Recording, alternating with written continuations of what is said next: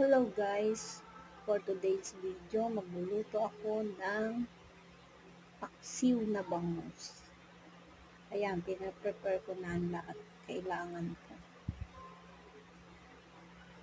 Pinagsama-sama ko lang. Then, nilagyan ko ng suka, asin, pinakuluan.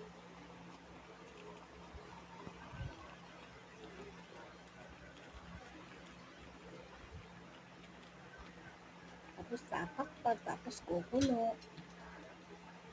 Ayan. Kailangan siya kulong-kulo para mawala yung lansa.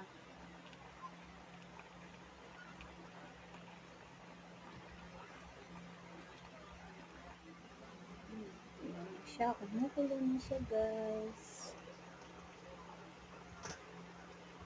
Malapit na siyang maluto.